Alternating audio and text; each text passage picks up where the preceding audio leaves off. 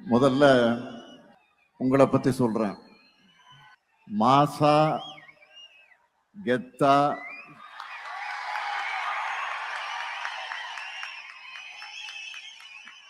இங்க வந்திருக்க Dravidian stocks எல்லோருக்கும் என்னுடைய முதல் வணக்கம். வேலுகிட்ட ஒரு வேலையை சொல்லிட்டா அதை பத்தி நாம சிந்திக்க வேண்டிய அவசியமே இல்லை.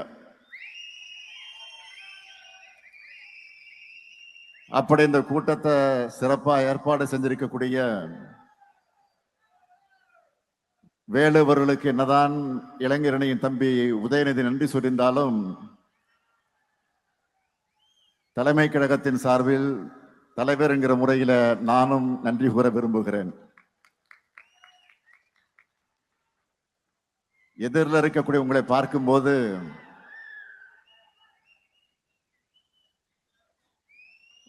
ஒரு 50 ஆண்டுகள்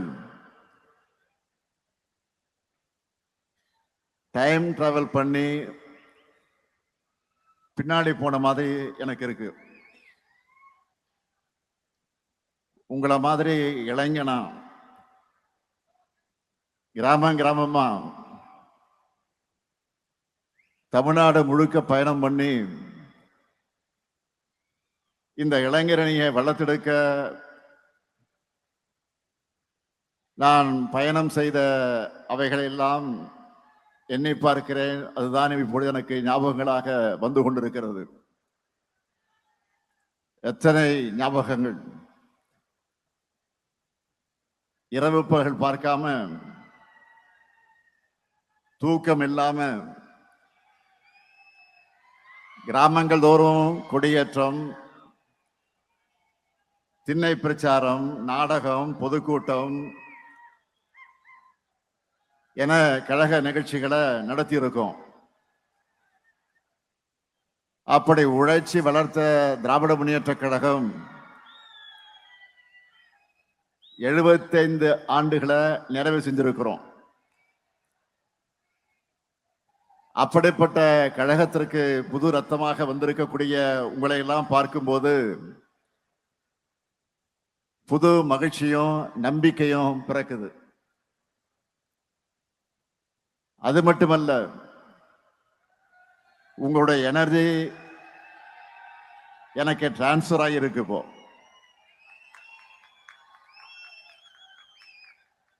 இந்த மாபெரும் இயக்கத்தை பேரறிஞர் அண்ணா அவர்கள் தொடங்கினப்போ அவருக்கு வயசு 40. தலைவர் கலைஞருக்கு 25 வயசு தான். பேராசிரியர், நாவலர்னு பலரும் அவங்களோட இருந்தவங்க அத்தனை பேருக்கு 20கள் தான் இருந்திருக்கிறாங்க. அவங்க எல்லாம் எப்படி ஃபயராக இருந்தாங்க என்பதற்கு ஒரு எக்ஸாம்பிள் சொல்றேன். 1941 தலைவர் கலைஞர் அவர்கள் தமிழ்நாடு தமிழ் மாணவர் மன்றம் என்ற அமைப்பை உருவாக்கினார். அதனுடைய முதலாம் ஆண்டு நிறைவுக்கு புரட்சி கவிஞர் பாவேந்தர் பாரதிதாசன் அவர்கிட்ட இருந்து ஒரு வாழ்த்துப்பா வந்துச்சு. அந்த வாழ்த்துப்பால புரட்சி கவிஞர் எழுதின வரிகள் தான், கிளம்பிற்றுக்கான் தமிழச்சிங்க கூட்டம் கிழித்தெறிய தேடுதுகான் பகை கூட்டத்தை. இந்த லைனை கேட்கும் போதே அந்த இளைஞர்கள் எப்படி ஃபயராக இருந்திருப்பாங்கன்னு உங்களுக்கு புரியும். அந்த ஃபயர் பிராண்ட் தான் நம்ம திமுக.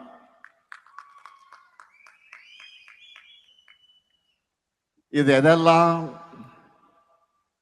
இந்த தமிழ் சமுதாயத்துக்கு பின்னுக்கு இழுக்குமோ, எது எதெல்லாம் தமிழ்நாட்டை இருட்டுக்குள்ள தள்ளுமோ, அது எல்லாத்தையும் தோற்கடிச்ச புது வரலாறு படைச்சோம். சும்மா எடுத்தோம் கவிழ்த்தோம்னு இங்க எதையும் பண்ணிடல. தெருவா வீடு வீடா போய் பேசி டீ கடையும் சலூனுமே அரசியல் மேடைகளாக மாற்றி மக்களை எஜுகேட் பண்ணோம். உலக வரலாற்றை எல்லாம் சொல்லி நாம் ஏன் இன்னும் பின்தங்கிய நிலையில இருக்கோம்னு எடுத்து சொல்லி மக்களுக்குள்ள நல்ல மாற்றத்துக்கான விதைய சிந்தனையா விதைச்சாங்க. அண்ணா பேசுறார், கலைஞர் பேசுறார், நாவலர் பேசுறார், பேராசிரியர் பேசுறாருன்னு சொன்னா மக்களும் குடும்பம் குடும்பமாக வந்து அவங்க பேச கேட்பாங்க. அவங்க பேச்சுல சொன்னதையெல்லாம் மக்கள் அவங்க அவங்க ஊர்ல எடுத்துக்கிட்டு போய் சொல்லுவாங்க.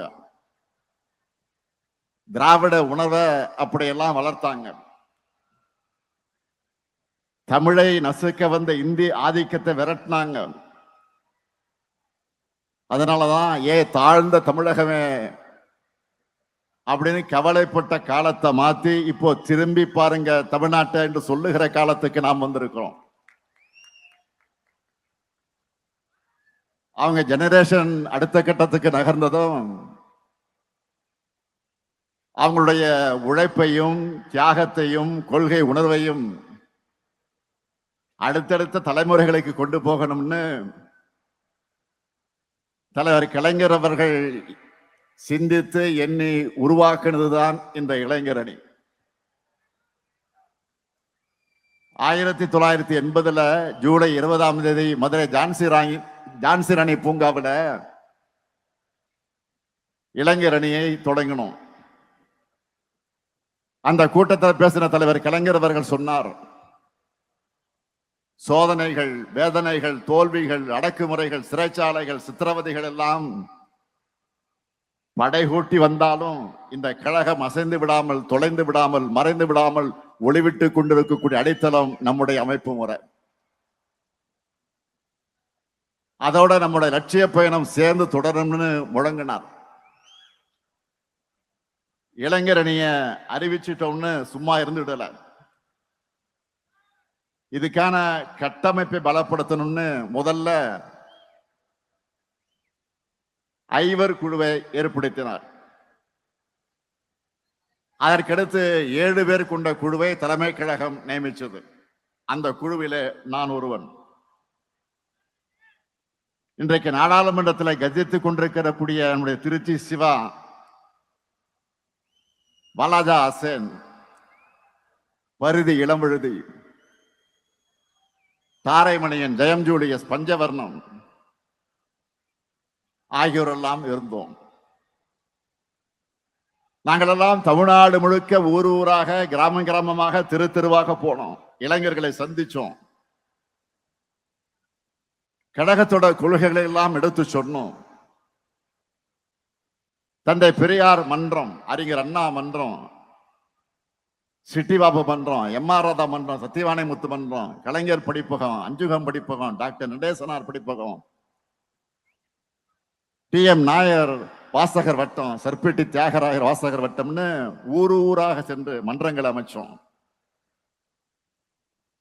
கொள்கைகளை கூறுபடுத்தியது மட்டும் இல்ல, மக்களையும் சந்திச்சு கழகத்தை வளர்த்தோம். இந்த பயணத்துல நாங்க சந்திக்காத சோதனைகளே இல்ல, துன்பங்களே இல்ல, துரோகங்களே இல்ல. அத்தனையும் தாண்டி கழகத்தோட லட்சிய பயணத்துக்கு துணை நின்றது நாங்க வளர்த்த இளைஞர் அணி. இப்போ அந்த பணியை தம்பி உதயநிதி கிட்டையும் உங்ககிட்டையும் ஒப்படைச்சிருக்கிறோம். அவரும் தன்னுடைய பொறுப்பை உணர்ந்து இன்னும் பவர்ஃபுல்லா செயல்படுறாரு. இன்னும் சொல்லணும்னா இறங்கி அடிக்கிறாரு.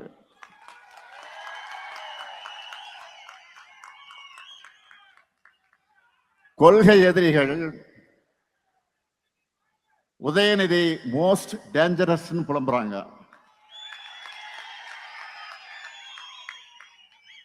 அந்த அளவுக்கு கொள்கையில ஸ்ட்ராங்கா இருக்காரு. கழகத்துக்கு எது தேவை என்று உணர்ந்து செயல்படுகிறார் உதயநிதி. முதல்ல அணியோட கட்டமைப்பை வலுப்படுத்தணும்னு லட்சக்கணக்கான இளைஞர்களை கழகத்துல சேர்த்தார். அடுத்து அவங்களை கொள்கை ரீதியா ஸ்ட்ராங்கா ஆக்கணும்னு பாசறை கூட்டங்களை நடத்தினார். அடுத்து நம்மளோட கொள்கையில இன்னைக்கு இருக்கிற தலைமுறையினரும் புரிஞ்சிக்க வேண்டும் என்பதற்காக புது பேச்சாளர்கள் அவசியம்னு உணர்ந்து ஃபர்ஸ்ட் செட்ல 200 பேரை உருவாக்கினார். அவங்க பேச்சையெல்லாம் கழக மேடையில் கேட்கும் போது எனக்கு அவ்வளவு மகிழ்ச்சியா இருக்கு. அடுத்து இளைஞர்களான நீங்க இன்னும் ஷார்ப்பா பேச, ஸ்ட்ராங்கா களமாட நிறைய புத்தகங்கள் உருவாகணும். அதுக்காக முத்தமிழ் அறிஞர் பேர்ல பதிப்பகம் தொடங்கினார். சரி, இதெல்லாம் செஞ்சுட்டோம்னு சும்மா இருக்கல. இதெல்லாம் உங்களுக்கு சேரணும்னு அறிவு திருவிழா நடத்துறார். பல இடங்களில் லைப்ரரி ஆரம்பிக்கிறார். இதுதான் ஒரு பொலிட்டிஷியனுக்கு குவாலிட்டி. சரி, உதயநிதி விளம்பரம் செய்கிறாரு அப்படின்னு அடுத்து நீங்க என்ன செய்யணும்?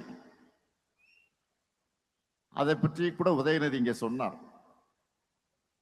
நம்மளோட லெகசியை மக்கள்கிட்ட கொண்டு போய் சேர்க்கணும். கழகத்தை வளர்க்கிற பணியில, கொள்கை விதைக்கிற பணியில ஈடுபடணும்.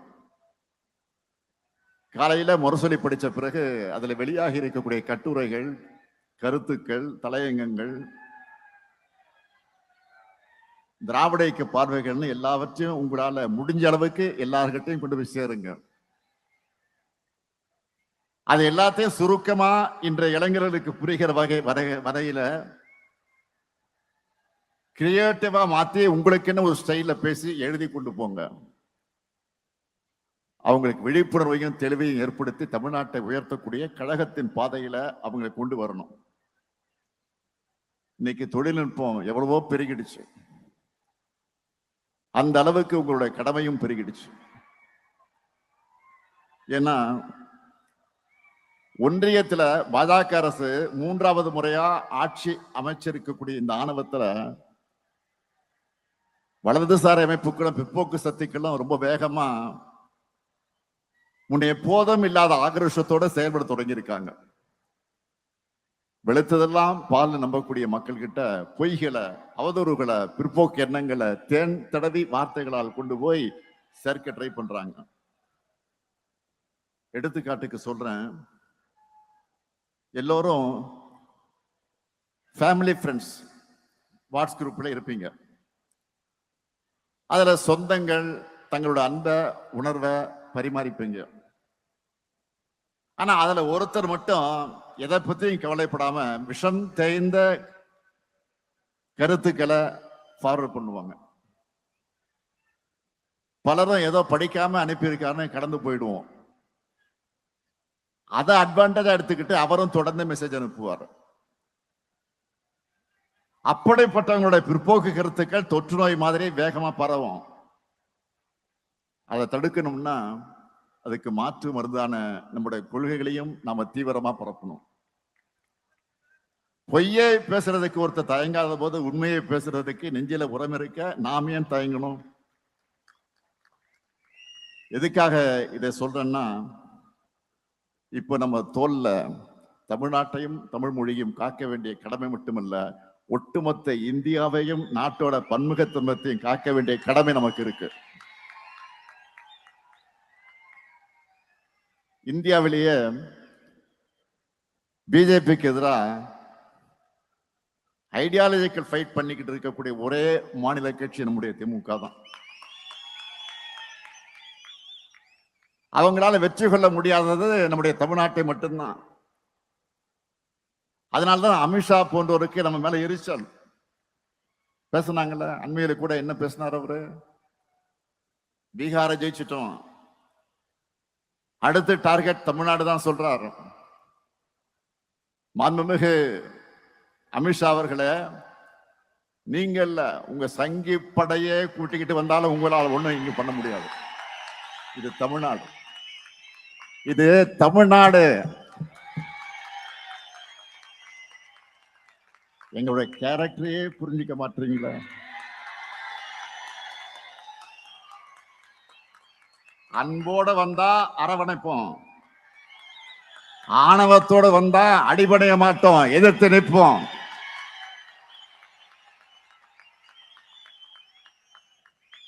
மீண்டும் சொல்றேன், அன்போட வந்தா அரவணைப்போம், ஆணவத்தோட வந்தா அடிபணிய மாட்டோம், எதிர்த்து நிற்போம், உங்களை ஜெயிச்சு காண்பிப்போம். இங்க கூடியிருக்கக்கூடிய இளைஞரணி தம்பிகளுக்கு சொல்றேன், ஒவ்வொரு தலைமுறைக்கு முன்னாடியும் ஒரு வரலாறு ஒரு கடினமான கேள்வியை முன்வைக்கும். அதுக்கு ரியாக்ட் பண்ண முடியாம மண்டியிடக்கூடியவங்களை வரலாறு மறந்துடும், மக்களும் மன்னிக்க மாட்டாங்க. ஆனா வரலாறு முன்வைக்கிற கேள்விகளை எதிர்த்து ஃபைட் பண்ணி வரலாற்று திருத்தி எழுதுறவங்களை மக்களும் மறக்க மாட்டாங்க, வரலாறு மறக்காது. நீங்கெல்லாம் வரலாறு படைக்கணும், அதுக்கு எப்பவும் மக்களோட மக்களாக நீங்க இருக்கணும். மக்களுக்காக இருப்பதுதான் அரசியல். அந்த அரசியலை செய்யத்தான் உங்க எல்லாருக்கும் பொறுப்புகள் வழங்கப்பட்டிருக்கு. மக்கள் கிட்ட போங்க, அவங்க கூடவே வாழுங்க, அவங்களுக்காக குரல் கொடுங்க. இதுதான் உங்களுக்கான டாஸ்க். அரசியல்ல சொகுசு எதிர்பார்க்காதீங்க. இங்க கடுமையாக உழைக்கக்கூடியவங்களுக்கு தான் இடம் கிடைக்கும்.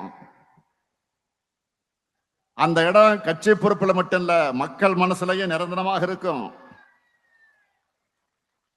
பேரறிஞர் அண்ணா அவர்கள் தலைவர் கலைஞருடைய உழைப்பை பாராட்டினார். தலைவர் கலைஞர் என்னை பத்தி சொல்லும் போது உழைப்பு உழைப்பு உழைப்புன்னு தான் சொல்வார். இப்ப நானும் தம்பி உதயநிதி அவர்கள் உழைப்பை பார்க்கிறேன். அதே உழைப்பு உழைப்பு உழைப்பு, அதைத்தான் உங்க கிட்ட எதிர்பார்க்கிறேன். அந்த உழைப்புக்கு இருக்கக்கூடிய இளைஞரணி படை தயாரா? உதயநிதி பேசும்போது கேட்டார், வரும் தேர்தலில் இளைஞர்களுக்கு வாய்ப்பு கொடுங்க கேட்டார். அவருக்கு மட்டுமல்ல, உங்களுக்கு நான் சொல்லிக் கொள்வது, இன்னைக்கு உள்ளாட்சியில, சட்டமன்றத்துல, அமைச்சரவையில, நாடாளுமன்றத்துல நாட்டையே திரும்பி பார்க்க வைக்கக்கூடிய அளவுக்கு செயல்படுகிற பல பேர் இளைஞரணியிலிருந்து வந்தவர்கள் தான். நாளைக்கு உங்களிலிருந்து பலரும் இந்த இடத்திற்கு வரணும், நிச்சயமாக வரத்தான் போறீங்க. அதுக்கு தயாராக இளைஞரணியும் தாய் வீட்டை பயன்படுத்திக்குங்க. இங்க உதயநிதி சொன்ன மாதிரி நீங்க ஒவ்வொருத்தரும் மினிமம் 10 இளைஞர்களை உங்களோட சேர்த்துக்கணும். அவங்களுக்கு அரசியல் உணர்வை, நம்முடைய கொள்கைகளை, திராவிட மாடல் அரசியல் சாதனைகளை கொண்டு போங்க. அங்க ஒவ்வொருத்தருடைய வாக்கும், நம்ம குடும்பத்தினுடைய வாக்குகளும், அவங்க நண்பருடைய வாக்குகளும் உதயசூரியனுக்கு நம்முடைய கூட்டணி கட்சிகளோட சின்னங்களுக்குத்தான் கிடைக்கணும். கடந்த கால ஆட்சியாளர்கள் செய்த தவறுகளை, குற்றங்களை, துரோகங்களை மக்களுக்கு நினைவுபடுத்துங்க. அவங்க திரும்பி வந்தா தமிழ்நாடு என்னென்ன ஆபத்துக்களை சந்திக்கும்னு மக்கள்கிட்ட சொல்லுங்க. நாடே திரும்பி பார்க்கிற அளவுக்கு தமிழ்நாட்டை முன்னேற்றி இருக்கக்கூடிய நம்முடைய திட்டங்களை பத்தி எடுத்து சொல்லுங்க. நான் உறுதியோடு சொல்றேன், நாட்டுல என்ன, உலகத்திலேயே எந்த ஆட்சியும் செஞ்சிருக்க முடியாத அளவுக்கு முத்திரை திட்டங்களை யாராவது செஞ்சிருக்காங்களா? நம்ம ஆட்சியை மாதிரி நீங்களே பார்த்திருப்பீங்க. நம்ம அரசோட திட்டங்களால பயனடைந்திருக்கக்கூடிய பேட்டிகளை பல்வேறு ஊடகங்கள் வெளியிடுறாங்க. அப்படி பேட்டி அளிச்ச ஒரு தாய் பேசினாங்க, தன்னுடைய பசங்க பணம் அனுப்பாவிட்டாலும் தனக்கு தேவையான மருந்து மாத்திரைகளை வாங்க கலைஞர் மகளிர் உரிமை திட்டம் உதவியா இருக்குன்னு சுயமரியாதை உணர்வோடு பேசினாங்க. இன்னொரு பெட்டியில பூ வைக்கிற ஒரு தாய், ஒரு பெண், 1000 ரூபாயை வச்சு பூ வாங்குகிறேன், விடியல் பயணத்துல போய் அதை வித்துட்டு வரேன், இதையெல்லாம் முதலீடா மாத்தி சம்பாதிக்கிறேன்னு சொன்னார். இப்படி தமிழ்நாட்டில் இருக்கக்கூடிய 1,30,69,831 பெண்கள் தங்களுடைய பண தேவைக்கு மற்றவங்களை எதிர்பார்த்திராத காலம் போய், காத்திருந்த காலம் போய், அக்கவுண்ட்ல மாசம் மாசம் பணம் வருது என்ற புது நம்பிக்கைய, தன்னம்பிக்கை கொடுத்திருக்கு. கல்வியில் சிறந்த தமிழ்நாடு, வெல்லும் தமிழ் பெண்கள் போன்ற நிகழ்ச்சிகளை ஏன் நடத்தணும்? நம்முடைய திட்டங்களுடைய பயனாளிகள் தன்னுடைய அனுபவங்களை அந்த சக்சஸ் ஸ்டோரிய எல்லா மக்களுக்கும் தெரியப்படுத்த வேண்டும் என்பதற்காக நடத்தணும். இன்னும் நிறைய சக்சஸ் மனிதர்களை உருவாக்கணும். மகளிர் மாதிரிய காலேஜ் போற பசங்க தங்களுடைய செலவை தாங்களே பார்த்துக்க வேண்டும் என்று சொல்ற அளவுக்கு அவங்களுடைய சப்போர்ட்டா இருக்கிற புதுமை பெண் மற்றும் தமிழ் புதல்வன் திட்டத்துல 12 லட்சத்துக்கு அதிகமான மாணவர்கள் பயன்பெறாங்க. அது மட்டுமல்ல, பசியோட ஸ்கூலுக்கு வந்துட்டு இருந்த பசங்க பலரும் இப்போ தினம் சூடா சுவையா சத்தா காலை உணவு சாப்பிடும் போது அவங்களுடைய அப்பா அம்மா நிச்சயம் இந்த முத்துவேல் கருணாநிதி ஸ்டாலினை நினைச்சு பார்ப்பாங்க. நான் முதலும் திட்டத்துல படிச்சு நல்ல ஜாபுக்கு போற இளைஞர்கள் எல்லாம் நம்ம திராவிட மாடலுக்கு தேங்க்ஸ் சொல்றாங்க. ஒவ்வொரு நாளும் யாருக்கையும் எதிர்பார்க்காம விடியல் பயண திட்டத்தில் பயணம் செஞ்சுட்டு இருக்கக்கூடிய கோடிக்கணக்கான மகளிர் இதுதான் எங்களுக்கான கவர்மெண்ட் பஸ்ன்னு பெருமைப்படுறாங்க. மக்களை தேடி மருத்துவ திட்டத்துல வீட்டுக்கே வந்து மாத்திரை மருந்துகளை வழங்கி போறாங்களே. நலமாக இருக்கக்கூடிய 2,53,49,475 பேர்களும் பாராட்டுறாங்க. நம்ம திராவிட மாடல் அரசு எப்படி கேர் எடுத்து பார்த்துக்கிறாங்கன்னு பாராட்டுறாங்க. இப்படி நம்ம திராவிட மாடல் அரசுல லிஸ்ட் போட்டு ஒவ்வொரு டிபார்ட்மெண்ட்லயும் சாதனைகளை ஒரு புக்கா போடுகிற அளவுக்கு தினமும் ஏராளமான திட்டங்களை செயல்படுத்திக்கிட்டு இருக்கோம். அதனாலதான் பொருளாதார வளர்ச்சியில தமிழ்நாடு இந்தியாவிலேயே நம்பர் 1. ஒன்றிய அரசு வெளியிடுகிற பல சர்வே ரிப்போர்ட் எல்லாவற்றிலும் நம்ம தமிழ்நாடு தான் டாப். இந்த திட்டங்கள் எல்லாம் பத்தியும் நீங்க ஃபிங்கர் டிப்ஸ்ல வச்சுக்கணும். இது எல்லாத்தையும் ஒவ்வொரு வீட்டுக்கு கொண்டு போய் நீங்க சேர்க்கணும். மற்ற கட்சிகள் எல்லோரும் தான் பிரச்சாரம் பண்ணுவாங்க. ஆனா அதுல இருந்து தனிச்சு தெரியக்கூடிய மாதிரி உங்களுக்குன்னு ஒரு ஸ்டைல் இருக்கணும் அந்த பிரச்சாரத்துல. வழக்கமா திமுகவுக்கு ஓட்டு போடாதவங்க கூட இளைஞர் அணியினுடைய உங்களுடைய அணியினுடைய அந்த கேம்ப் நீங்க நடத்துற பிரச்சாரம் அதுலயே திமுகவுக்கு ஓட்டு போடக்கூடிய நல்ல வரணும். அப்படி ஒரு இம்பாக்ட நீங்க உருவாக்கணும். தேர்தல் நெருங்கி வந்துடுச்சு. மக்கள் கிட்ட நீங்க சொல்லுங்க, 10 ஆண்டு கால தமிழ்நாட்டை படுபாதாளத்தில் தள்ளின அதிமுகவினர் தாங்கள் ஏதோ உத்தமர்கள் போல வேஷம் போட்டுக்கிட்டு வந்து வாக்கு கேட்பாங்க. அதேபோல் தமிழ்நாட்டுக்கு துரோகம் செய்வது மட்டுமே வழக்கமாக வச்சிருக்கக்கூடிய பாஜகவினர் வழக்கம் போல தங்களுடைய பொய் பரப்புரைகளை பரப்புவார்கள். பதற்றத்தை உண்டாக்குற அரசியலை வச்சு எலெக்ஷன்ல சந்திக்கலாம்னு வருவாங்க. இவங்க கிட்ட கை கட்டி வாய் புத்தி அடிமை சேவகம் செஞ்சு கொண்டிருக்கக்கூடிய தமிழ்நாட்டோட உரிமைகளை தமிழுடைய சுயமரியாதை அட வைக்கலாம்னு நேரடியாகவும் மறைமுகமாகவும் வேலை செய்ய பல கூட்டங்கள் இருக்கு. 2026 தேர்தலில் மக்கள் முன்னாடி இருக்கக்கூடிய கேள்வி என்னன்னா, இன்னும் 50 ஆண்டுகள் முன்னோக்கி நடைபோட போறோமா இல்ல ஆண்டுகள் பின்னோக்கி இழுக்க முயற்சி பண்றவங்களுக்கு அடிபணிய போறோமா? ஆக அந்த கேள்விக்கு மக்கள் விடையளிக்க போற விடைதான் திராவிட மாடல் ஆட்சி 2.0. அதுக்கு நீங்க எல்லாரும் கடுமையா உழைக்கணும். திராவிட முன்னேற்ற கழகத்தோட எதிர்காலத்துலதான் தமிழ்நாட்டோட எதிர்காலம், தமிழகத்தோட எதிர்காலம் அடங்கி இருக்கு. அந்த எதிர்காலம் பலம் நிறைஞ்சதா ஒளி நிறைஞ்சதா தமிழ்நாடு நம்பர் 1 என்று சிங்க நடை போடுகிறதாக அமையணும். நீங்க தான் திராவிட மாடல் 2.1 அடித்தளமாக இருக்கணும். இருப்பீங்களா? நம்ம மிஷன் என்ன? திராவிட மாடல் 2.0. நம்ம மிஷன் என்ன? திராவிட மாடல். திரும்ப சொல்லுங்க, சத்தமா சொல்லுங்க. நம்ம மிஷன் என்ன? அந்த வெற்றிக்கான பயணத்தை இன்றைக்கு தொடங்குங்கள். விடைபெறுகிறேன். நன்றி, வணக்கம்.